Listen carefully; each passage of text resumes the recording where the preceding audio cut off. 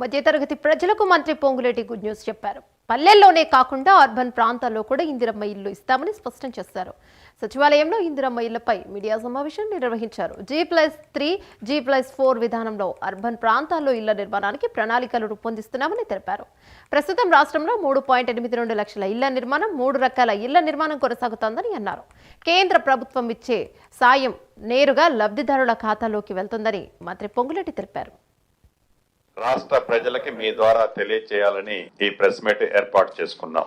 ప్రభుత్వం ఏర్పడటానికి ముందు ఎన్నికల్లో వాగ్దానం భాగంగా ఇందిరమ్మ ప్రభుత్వం అంటేనే ఇందిరమ్మ ఇళ్ళు అనే స్లోగన్ ప్రతి మీటింగ్ లో మా నాయకులు మేము తీసుకొచ్చాం.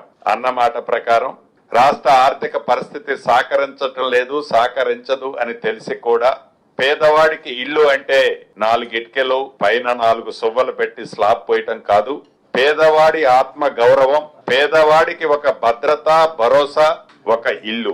అటువంటి ఇల్లు పేదవాడికి ఇవ్వాలి అనే సంకల్పంతో పేదవాడి కష్టాలు తెలిసిన ఈ ప్రభుత్వం మొదటి విడత రాష్ట్ర వ్యాప్తంగా 4.5 లక్షల ఇల్లు ఇచ్చే కార్యక్రమం, ప్రతి ఇంటికి 5 లక్షల రూపాయలు ఉచితంగా 4 విడతల్లో ఇవ్వాలి అని ఆ ఇల్లు కట్టిన లెవెల్ను బట్టి ఇచ్చే కార్యక్రమం ప్రతి సోమవారం నాడు వారు కట్టిన లెవెల్ను బట్టి ఆ డబ్బిచ్చే కార్యక్రమాన్ని పూర్తి చేసుకుంటూ వస్తున్నాం. రాష్ట్ర వ్యాప్తంగా రూరల్ లో సుమారు ఇప్పటి వరకు 3 లక్షల పైచిలకు ఇల్లు వివిధ దశల్లో ఉన్నాయి. నాకు తెలిసి నా దగ్గర ఉన్న ఇన్ఫర్మేషన్ ప్రకారం ఈ రాబోయే మార్చి నాటికి 1,00,000 ఇల్లు పైచిలకు గృహప్రవేశాలు కాబోతున్నాయి. ఇప్పటికే సుమారు 22-23 వేల ఇళ్లు పూర్తయ్యాయి.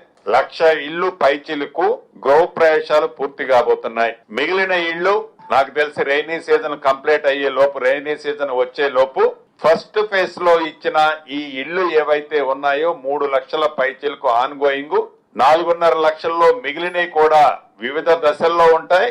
April, May ending